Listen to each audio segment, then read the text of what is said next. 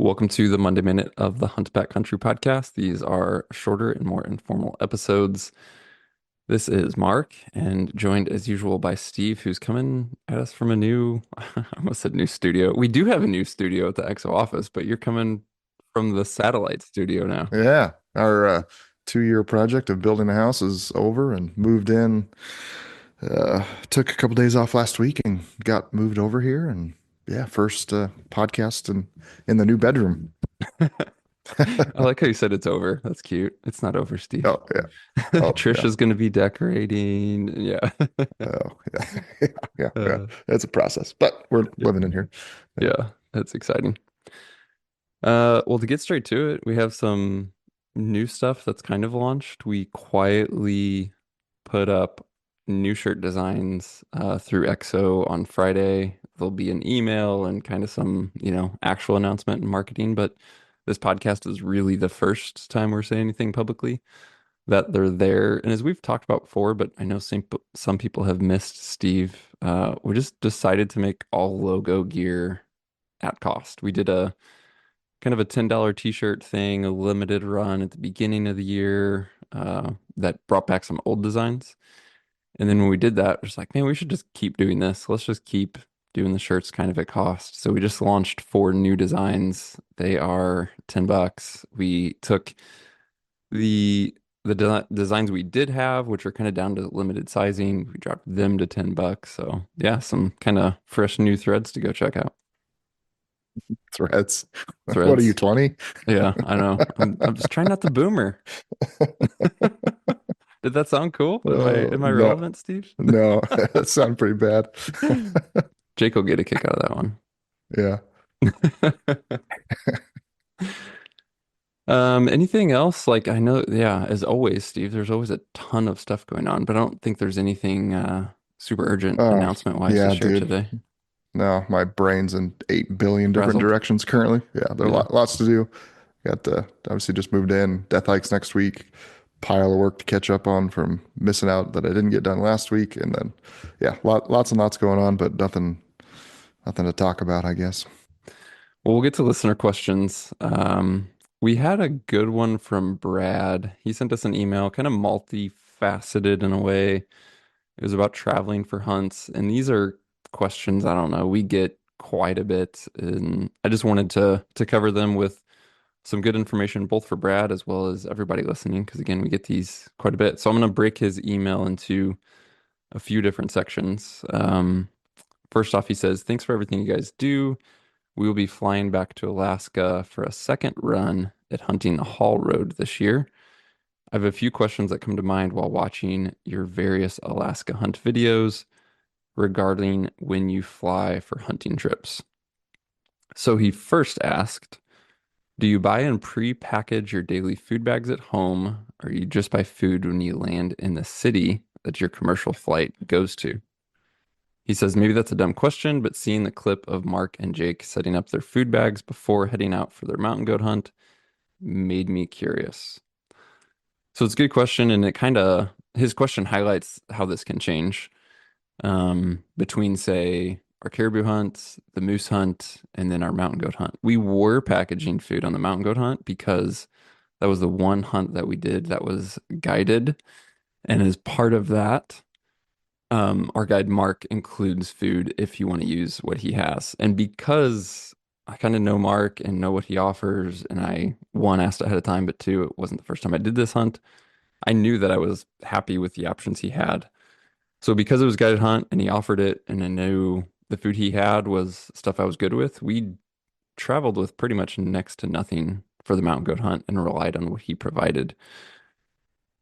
Conversely, something like the caribou hunt and the moose hunt, Steve, fully unguided, you guys are on your own for everything. And so you're packing everything. Like you can supplement with stuff when you get into town if you want to, but essentially you're just packing like it's a backpack hunt and you're on your own, right? Yeah, I mean, I want to say if you're doing a hunt that's say high performance, but something that's going to be very physically demanding, I would not leave. I mean, the food is your fuel, and that just is not something I would leave up to chance of flying up to Alaska and hoping I can find enough stuff at the grocery store, right? Um, If it's a, this be different if it was more of a base camp style hunt where you're just gonna go get like Real bread food. and yeah, real food. Yeah. So if I get real food, different backpacking hunt where I don't want to be reliant on just what I could find at that grocery store on whatever town I land in.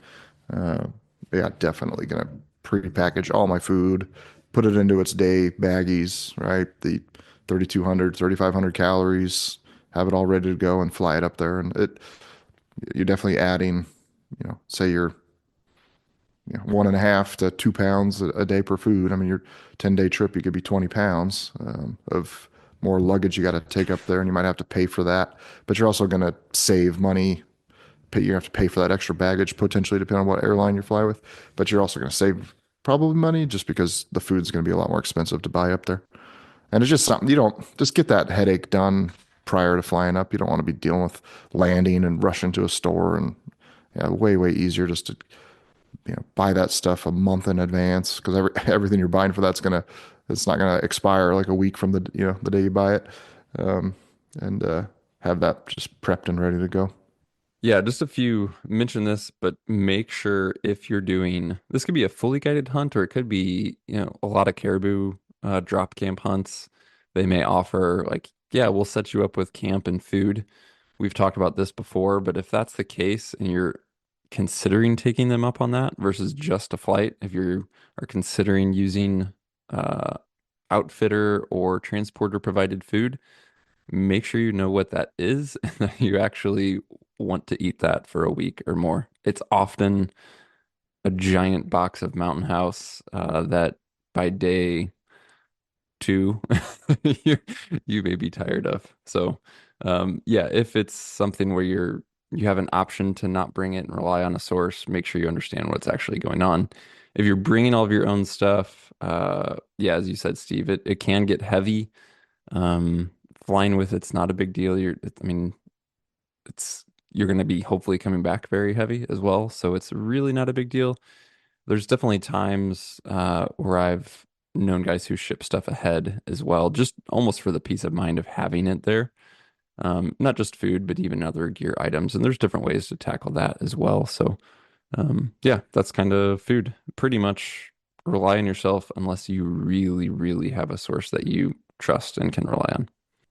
Yeah, don't don't do the drop camp. They provide the food. That would be yeah, unless it's a really good outfit and they tell you specifically like down to the item what they're throwing in there for you. So shifting gears, Brad also asked, what brand and size of bags do you guys use for luggage when flying for these hunts? He said, I packed my K3 as a carry-on, but I made the mistake of bringing a traditional suitcase last time we went to Alaska. We had a truck camper on our first time up. It was almost always in the way and it was impossible to tuck away. Talking about the suitcase. He said, seeing everyone load what looked like duffel style bags made me wonder if you guys had a system dialed in to address this issue. So, yeah, Steve, duffels are key. They've been key for us for all these types of hunts for sure.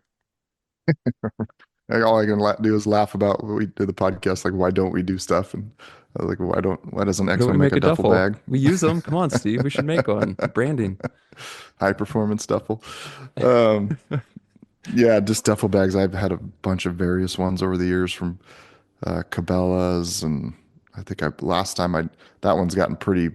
They get pretty beat up by the airlines, especially if you're packing kind of hard items, trekking poles and stoves in there. And I think one got beat up, and I just bought some North Face one on Amazon for 50, $60. I wouldn't buy one that's too nice because they're just going to get beat up. Yeah, and pretty much every hunting company offers one at this point. I mean, you can go Except buy us. a First Light, a Kuiu, a Canis, a Stone Glacier, probably anyone else I could name probably has a duffel. But yeah, there's nothing. Yeah, I mean, mine's Sea to Summit. Steve, you said North Face. I know you have a Cabela's one. For me, it's more about size matters. I do like to get a pretty big one. That's what she, that's what she said.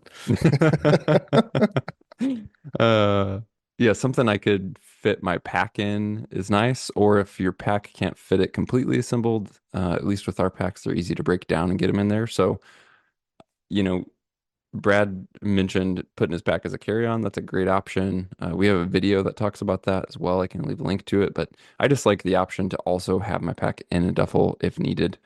So I would just go by size and dimensions, and yeah, the duffels work great because also when they're empty, compared to like a hard-sided suitcase, you can kind of pack them away and get them out of the way. So do that, and then we've talked about this quite a few times, but just another as we're talking about packing, even if you do have a giant duffel and say your pack, if that's all you have and you're doing any sort of smaller flights, you could be in a little bit of bind just with how they pack those flights. So just have some dry bags, have some ways to take all of your gear instead of it being in two giant items, get it into, four, five, six smaller items if you're doing a flight out into the backcountry as well.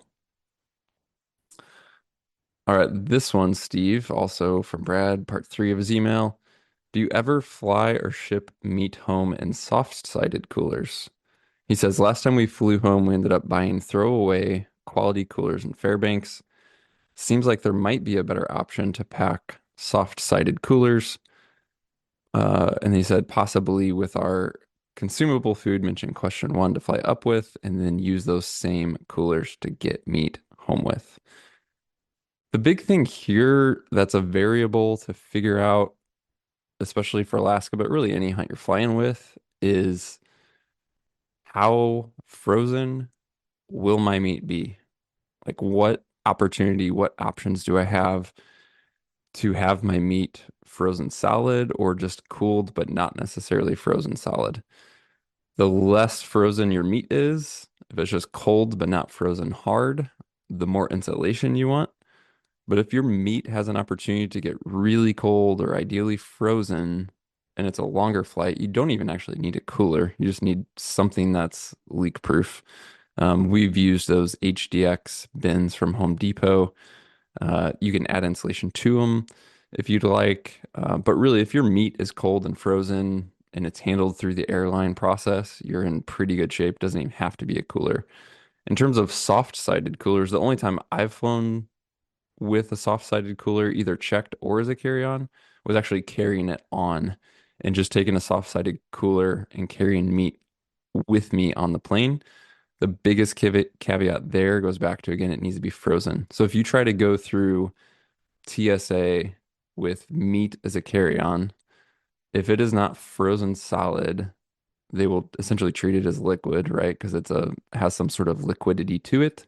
If it's not hard and frozen solid, and you're not gonna be able to get it through. But if you go through TSA soft-sided cooler with frozen meat, you're good to go. Obviously, it depends on the hunt and the species and whatever. That's not going to get all your meat home, of course, but it is an option to at least consider. And that's the only time I've used a soft-sided cooler. Aside from that, I would not personally probably use a soft-sided cooler to check an item just from a handling perspective.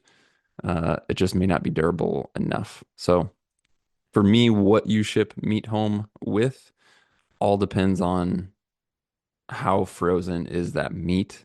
And of course, you may not know, but regardless of where you're going and what the logistics are, that's something to figure out ahead of time. Am I only going to be able to cool this meat in the field and then have to go straight home? Or do I have any time and capability between getting out of the field and getting on a plane to actually get it truly frozen? Um, yeah. Anything else there, Steve? Yeah, I mean, both caribou and I guess I can just say what I did last year, both caribou and moose trips. Once we were out of the field, immediately went to one was Home Depot, the other one was a Walmart. Bought big plastic totes, those kind of HDX heavy duty totes. Bought contractor bags, put all the meat in the contractor bags, put them in the totes. You can zip tie the lid on. You can uh, buy Gorilla Tape, duct tape, and tape the lid on really well, and then get it in a freezer and then fly it home. So that's what we did.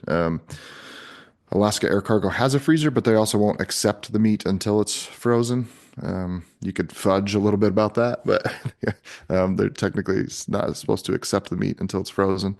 And then generally, like when we've done hunts out of Kodiak or something like that, if you're staying in a hotel, most hotels in Alaska, not most, but I'd say a good portion will have freezers in there. They're just so used to fishermen coming. That's all summer long, people are hauling fish home. And so they have walk-in coolers. So if you end up, it's probably any hunt in Alaska, you shouldn't be flying out of the field and flying home that day because if that's the case, you're scheduling way too tight and you're going to have some issues potentially with getting, if you have any delay out of the field, then all of a sudden your flights are all domino effect after that, right? So it's almost always you're going to be staying the night. So just book a hotel in advance that has walk-in freezer. Get your meat cut up. You can just do it anywhere. Find a park or something like that. A park. Or It's Alaska. I mean, stuff happens. yeah, yeah. People are pretty used to it. I mean, I guess last on the caribou hunt we used uh, one of Jeff's buddies who lives up there, his backyard. Um, on the moose hunt, well, actually, I take that back. On the moose hunt, we dropped the meat off at the processor. But what did we have? We had to buy totes first. We must have. What the heck did we do? We had the antlers. I know we bought plastic totes. Huh. But you can also, another strategy too is instead of doing a duffel bag for your gear, is just buy a plastic tote or two and then check that on the plane for going up there. And then that way you have it coming back. So you could have a duffel bag inside of the tote. And then that way you might save a little bit of money. Just depends on, I would say, that the town that is kind of where you're checking your meat on too, right? So if it's going to be like Hmm. an Alaska airline flight, is it a dinky little town like Kotzebue? You're probably going to really pay a premium for a plastic tote. If you're in Anchorage or Kodiak or something like that, then it's a different story, right? You got plenty of resources there to go buy that in town. Yeah. I'm glad you mentioned that, Steve. It made me think of a tip or a hack or what have you that I learned from a listener of the podcast and haven't done yet, but it makes so much sense.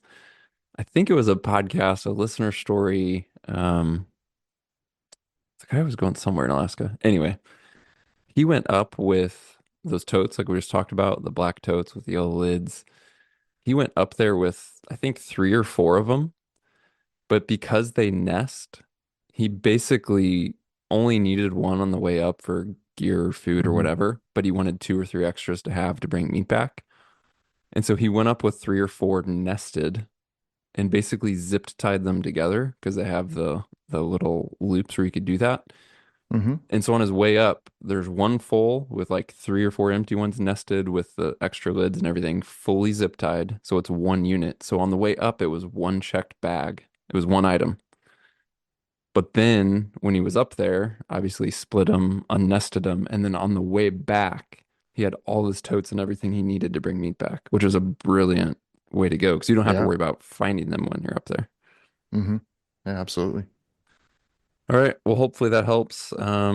Again, we've said this before in our stories and everything else. It is intimidating to think of the logistics of something like this. You've never done it, but it's actually straightforward. Just a few things to think through and figure out and have a plan. Be ready to adapt, and you'll be fine. It'll be good. Transitioning to Jared, he said, I just want to say I love the podcast. I've always wanted to hunt big game out west, but I've never had the chance growing up. He said, I'm originally from Wisconsin, but I currently live in Utah. So far, I've only hunted small game, but I've decided that it's not going to get any easier or cheaper to start hunting big game, so now is the time. He said, I'm in the early stages of planning to backpack hunt this year. I've done a fair bit of backpacking and have a decent osprey pack. My question is, can I hunt with this pack? I'm 22 and still in college, so I can't afford an exo pack right now. That said, I don't want to be successful in the field and then find out that my pack can't handle packing out meat, or worse, ruin my backpack in the process. Sorry for the long message for a relatively simple question. I appreciate any advice you guys can offer and look forward to hearing back. So there's a couple things, well, there's numerous things here. First, from a very high level, we actually have an article about kind of the differences between a backpacking pack and a hunting specific pack. Um, and it goes through quite a bit, obviously from a load carriage perspective, but also design and materials and access and noise and durability. I mean, there's a lot of differences, even though they're both packs for sure. My main thing for Jared isn't to sell him an exo pack, it's to make sure that he is safe and then also to say, like he said it really, I think it boils down to what he said. He says, if I'm successful in the field, I don't want to find out that my pack can't handle it, or worse, that I ruin my pack in the process. So I think the short answer of where I start, Steve, is you can for sure go hunt and do a backpack hunt with your Osprey pack.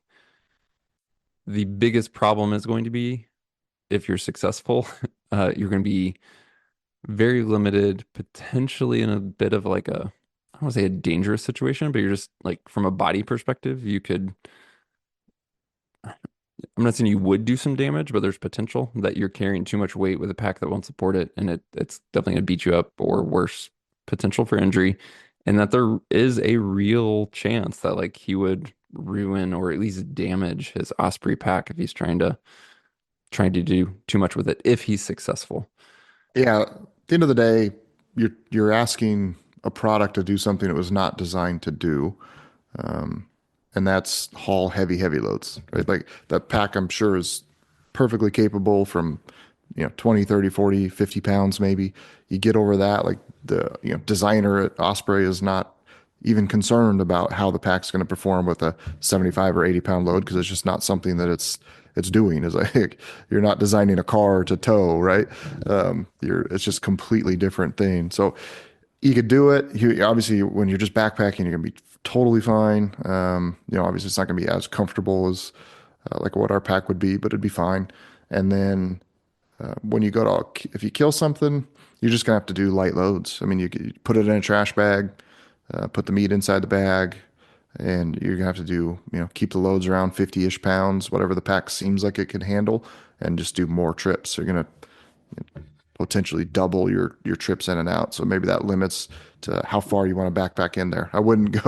Um, I wouldn't go full send, right? On like, oh, I'm going to go 6 miles in and kill something and only have this Osprey pack. But if you're within a couple miles of an access where you can get a motorcycle or your truck or whatever, you'd be fine. Yeah, just more trips. And then there's definitely if I don't think you'd ruin his pack unless you try to throw 100 pounds in it, and then you go to pick it up, and the shoulder harness could rip off, or the webbing, or the shoulder harness webbing where it's attached to the bottom could rip out, or break buckles and things like that. It's just you're asking something. Um, you're asking for something to do something that it just wasn't designed for. Hmm. Yeah, Yeah, I think there was that. a guy at the Hillsborough show that was you could tell he wasn't he kind of he had some like REI backpack experience, and he was just stuck. Like, well, what's the difference between your pack and an REI pack? I'm like, everything. Like, he has to have a shoulder harness and hip belt and a bag attached to him and some type of maybe frame, but everything's different about it, right? And he just couldn't get it past. He's like, well, no, my pack's got a harness and hip belt. Like, why is yours better? And it's obviously you could look at anything that way. Go look at cars, right? Like, Yeah, that's another example. Yeah. both have steering wheel and tires and gas pedal and brakes. It's all Yeah, good. yeah, it's the same thing. Yeah, Yeah. it was a funny. He was just stuck on it. It was funny. Like I could not explain to him um, the difference in any way that was clicking in his brain. It's just like, I see the same thing here. These are going to perform the same. I don't need to buy an expensive hunting pack. I'm like, Yeah. okay, Yeah, again, if you guys want to kind of learn more on the differences, we essentially summarized them, at least the big ones in the article. So we'll leave a link to that if you guys want to check it out. This one's from Andrew. He said, under what circumstances would you say a Western backpack hunter needs a spotting scope? Do you feel there is a do-it-all optic solution for the Western backpack hunter? I currently have a pair of mid-range Vortex 12x binos and a Vortex Razor 22 to 48 spotting scope. I don't care about scoring antlers, just that I am shooting a mature animal. I'm wondering if I'd be better off selling the spotting scope and binos that I have and upgrading to a nicer pair of binos. I'm hoping this would save me a significant amount of weight and space without significantly hindering my ability to find animals. There's a lot there, Steve. My first question is like, you already have a spotter, so under how much do you use it and feel like you rely on it, or how much do you feel like you need it? Um, I when you say like the very beginning of his question is, under what circumstances would you say a backpack hunter needs a spotting scope? For me, it just breaks down into really two things. One is legality. If you're hunting a species where you have to judge the legality of an animal, and then in particular things like sheep and goats, you can make or break that by a spotter. The other would not be legality, but trophy expectations, which Andrew said he also doesn't care about scoring antlers. So from everything I'm hearing from Andrew, I don't hear that he necessarily needs a spotter. But again, he has one. So my question is, how much do you use it and rely on it and feel like you'd be at a detriment without it? Um, but for me, I think I would prioritize having quality binos over having low to mid quality binos and a spotter. Yeah, the on a high level right now, I hate the what should I buy optics questions because I don't have the answer. There, there's too many. I mean, you have too many like really great options that I don't like the answer if someone doesn't have an unlimited budget. Let's put it that way, which is very few people, right? Like, Yeah. um, because there's so many great tools out there right now that none of them are cheap. Um, Hmm. but that all on certain hunts could be like, oh, for that hunt, this is what I want. But Yep. just say just this one option for everything. I mean, you got the Swaro Pures, which are just absolutely amazing optical quality glass. So if I'm just going to sit on, if I'm mule deer hunting and I'm sitting on a peak, a great glassing point, and looking over miles and miles of country, putting Pures on a tripod is like unbelievable. If any other hunt where I'm like hiking and moving, I want the SIG image stabilized binos, right? They're incredible. On a rifle hunt, I want my Swaro EL range binoculars because they've got the rangefinder and ballistics built into it. Like I don't have an answer for what's like, okay, here's, generally there's like, okay, here's your best option that's going to fit like 90% of your hunting situations. And right now, like for me, luckily with SNS archery and the access we have to the industry, we get to play with a lot of stuff and are super fortunate. Um, it's tough right now. Yeah, but I think going back to your like you've got a spine scope. Are you using a lot? He's got mid-range 12x Vortex. I'd say that's go back and watch my experience project video where I talk about optics. I mean, I'm not a fan of 12x binoculars at all, unless you're in that scenario where you're only sitting high on a ridge, putting your binos on a tripod and glassing over really big country. Then they have their place, but it's not nearly the cost there is generally almost always a darker image because your exit pupil is going to be smaller and you're losing field of view. And I think field of view is much more important than people realize. Being able to see more country at once, not a smaller amount of country, just more magnified. So my general go-to is buy a really good pair of 8x binoculars, 10x maybe, and then have a good spotting scope. But that spotting scope can vary drastically depending on your trophy, what you're after. Like on that caribou hunt and moose hunt, we just took that little Koa 55. It's an amazing little piece of equipment that's lightweight that you're going to take with you, but it's not the thing I'm taking if it's like a true trophy hunt where if I'm looking at this buck or this bull or this sheep or something at 2 miles and I want to get the best view I possibly can to understand its score or age, then you got to jump up to the nicer, bigger glass, the 65s and 77s and 80s and stuff like that. Yep. Um, yeah, so I would say, I mean, very high level, get a really good pair of 8x or 10x binoculars, have a really good tripod and tripod mounting system for the binocular to the tripod. And then the spine scope is entirely like what are you someone that just needs to see the frame of an animal at 2 miles and go, yeah, I want to go kill that thing. I don't care if it's a 140 buck or a 160 buck, right? Then you don't even need a spine scope. Hmm. Um, And like we didn't throw this in the equation, and I think it gets overlooked, although we've talked about it a bit. Even if you only had the bino option, which I fully agree and was going to touch on, like support the bino well, so have a tripod and maybe be able to digiscope through the binos. So we've talked before about that, like the Hmm. 3x lens, right? And then you're going through the binos. So before you go, like if you focus on binos first, support second, a very easy, affordable way to increase their reach and grab footage at the same time would be to do a digiscope setup with the binos well before you spend maybe, a couple grand on a spotter, which maybe you'll get there, maybe you won't. But it's an option to maybe fill that gap for a little bit as well. Yeah. I think I don't know if it's just the marketing in the industry or what's become common advice, buy the best you can possibly afford. Dude, I guess I feel somewhat contradictory because I do use, the best that we can get our hands on. But at the same time, like if you handed me a mid-range pair of Vortex, like that is absolutely not going to affect the outcome of my hunts. Like zero chance. Good glass is great to have, but the actual benefit like to increasing your chance of success, your harvest rates, I think is next to zero.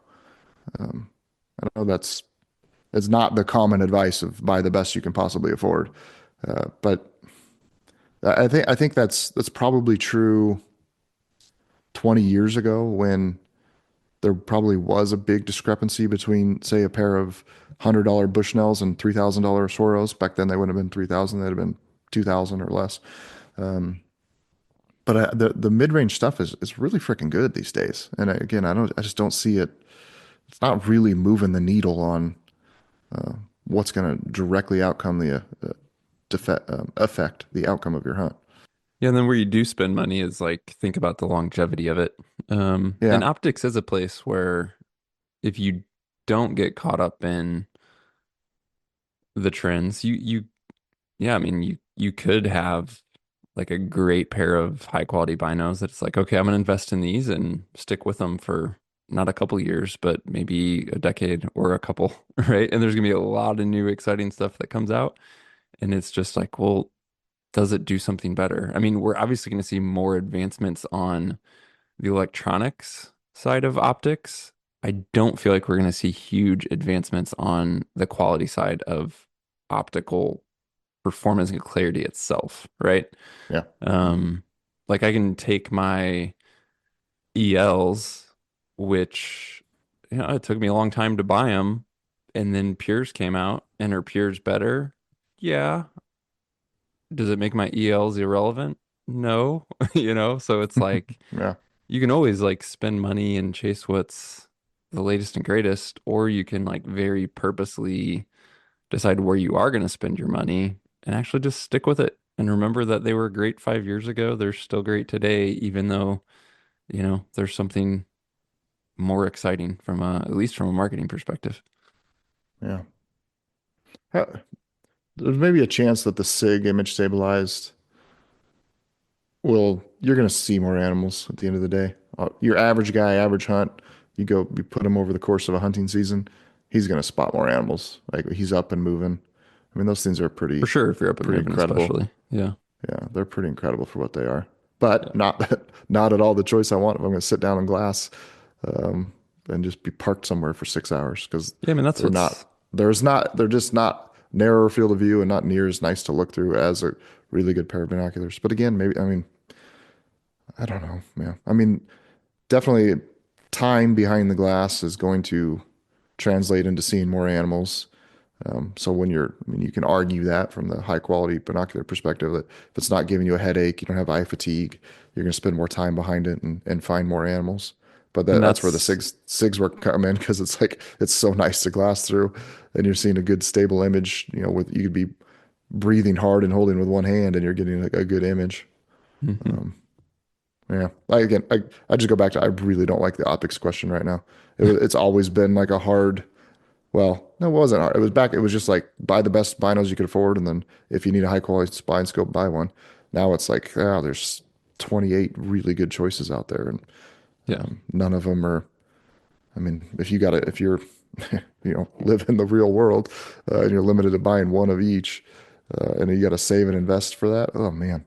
And then investing in the electronic stuff that's scary, and that's just going to get updated and get better. I mean, so it's like a 20-year-old pair of ELs are still really good glass. A 20-year-old pair of EL ranges when the new ones I mean, the glass isn't going to change, but the electronics and the speed and the precision are probably going to only get drastically get better. So it's going to basically, those are not an investment. Like those are, that's like buying a brand new truck. You're losing money the second you freaking take that thing and open the package. Yeah. Um, yeah, I don't know. Again, I don't like the optics question right now. Yeah, and we only put a fraction of the optics questions on the podcast we receive. I mean, it's probably some form of optics question is if it's not the most popular theme, it's the second most popular for sure. Um, and yeah, I mean, the reason it is because of what you just said, Steve. It's the amount of options, the justified amount of indecisiveness, and then the associated Hmm. cost with that, right? It's like, Yeah, hey, all this is expensive. There's a ton of options. They're changing every year. I don't know where to spend my money, how to spend my money. Yeah, it's tough. And then it is very, I mean, it's not only a matter of like we talked about what you hunt in terms of, well, are you a trophy hunter or not? Are you hunting sheep or goats or not?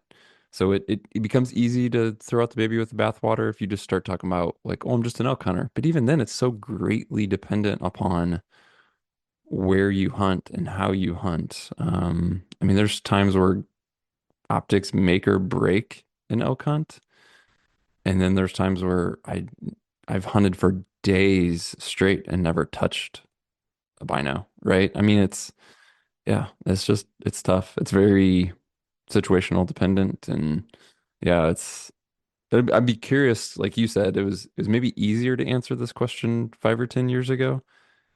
I don't know if it's gonna be easier to answer it in another 5 or 10 years or not.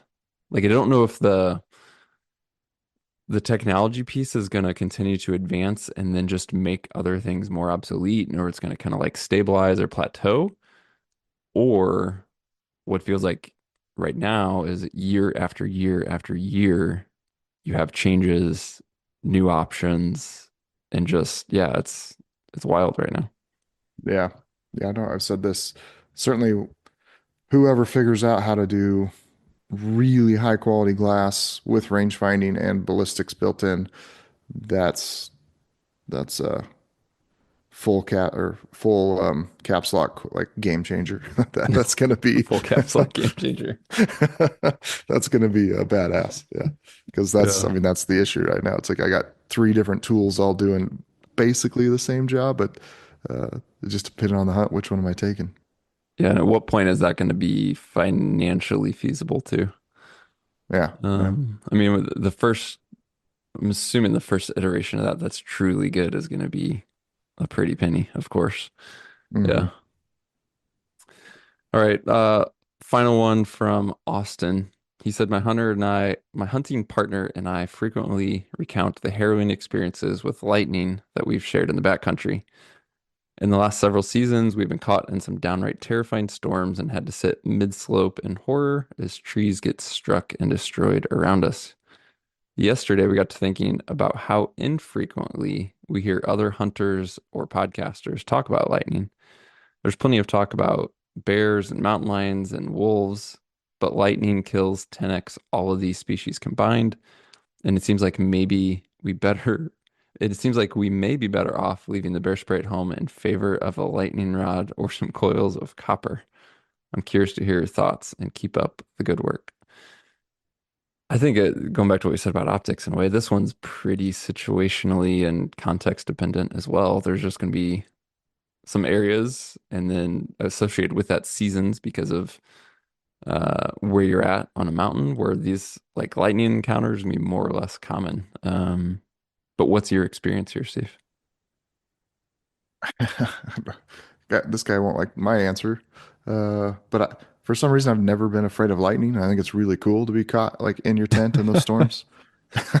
I figure if I get like the stat of lightning kills 10 times more than all those other species combined is maybe surprising to me. Yeah, I have no I, idea if I, that's I, like I based have in reality or not. It could I be. have no idea. Yeah. To me, I always thought it was like the odds of it happening were so stinking low that it's like if it had like if it happened to me, like I really messed up in life and God's got it out for me. That's been my attitude. So to me, it's like, oh hell yeah, storms rolling in because I think it's cool to be back there in the backcountry and have a lightning storm come around you. Um, it's just a cool experience. The hair standing up on your arms and neck, and it's just yeah, that's fun. So do Um, you do anything practically other than stand out and like cheer? Or um, no, dude, yeah, I guess I'm not even qualified to answer this. I think you want to get. I know. I mean, if no, it's a I'm not really bad asking what you storm, should do, what people should do, or what advice is. I'm oh, asking what does Steve Speck do? Nothing? I mean, just if it's, I guess if my tent was like the highest point on a ridge, uh, then I'm moving it. You know, you want to move down a third of the way down the mountain or something like that and just get into a clump of trees. I don't think you want to be under the one, if there's just one tree, I don't think you want to be under that, right? Again, this is where I'm like not even, Yeah. I'm pretty sure you want to be like off the top of the mountain and in a big clump of trees. But then also, maybe that's bad advice. Maybe you're supposed to be out in the open, 50 feet, 50 yards away from the trees. I don't know. Or just Yeah, like well, roll with the punches and enjoy the sights as Steve does. yeah. Maybe we should get a lightning expert on. Yeah, I don't, I mean, I've had times that have been intense. I don't know that I've had encounters where I've been truly like scared. Um, Yeah. I still feel like this whole idea of stats and whatever, whether we're talking lightning or we are talking bears or wolves or mountain lions, I just feel like am more likely to get smoked by a semi truck driving to the grocery store than I am for something to kill me in the backcountry. And maybe that's ignorant, but I honestly, that's the way I feel about it. I'm not saying be reckless or careless, or I'm not saying don't carry bear spray or sidearm. I'm not saying don't take precautions in a lightning storm. This is not advice. This is just my dead honest, like, I try to use common sense and listen to my gut and intuition and be relatively smart without really having any level of like anxiety or fear for the most part. Yeah. Because I could just get smoked Yeah. by a semi. I mean, like I said, that's been my attitude of it's just like I think the actual danger is exceptionally low. I mean, it's like swimming in the ocean with sharks. Like, does it happen? Yes. Is it statistically going to happen to me? Basically zero, right?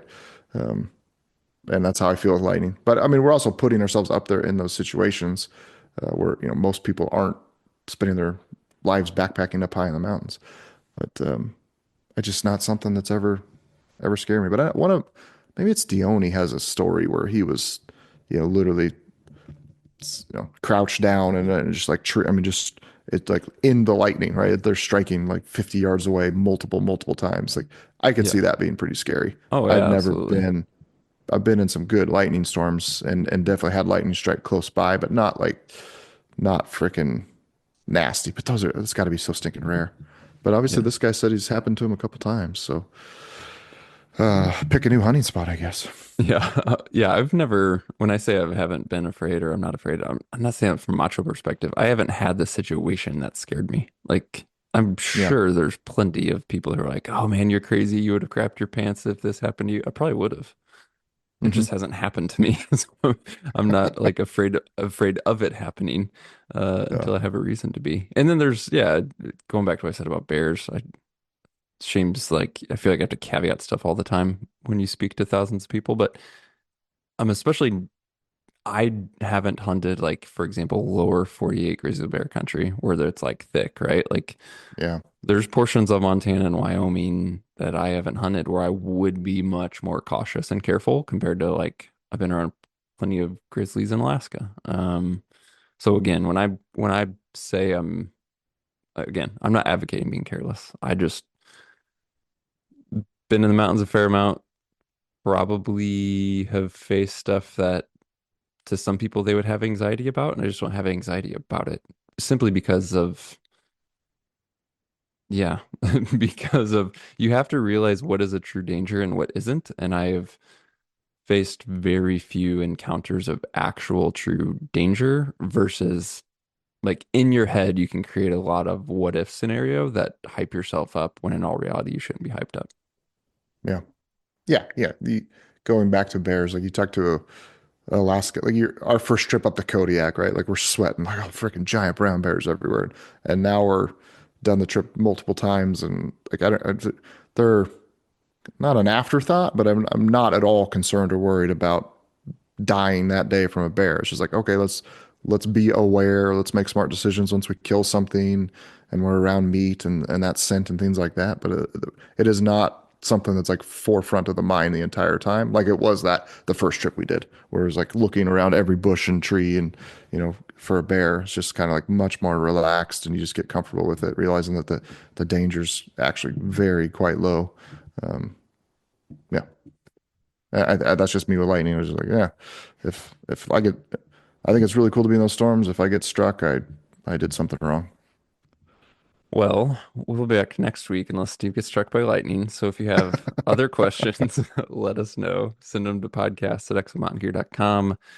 We have another full-length episode coming this Wednesday. Be sure to hit subscribe or follow in your podcast app if you haven't already. If you're interested in some new shirts, we have those launched ready on the website. So there'll be links to everything we mentioned in today's episode, whether that's the new shirts or some of the duffel bags we used, the differences on backpacking packs versus hunting packs, all that stuff. We'll leave some links in there. So check that stuff out. Appreciate you guys tuning in, and we'll talk with you soon.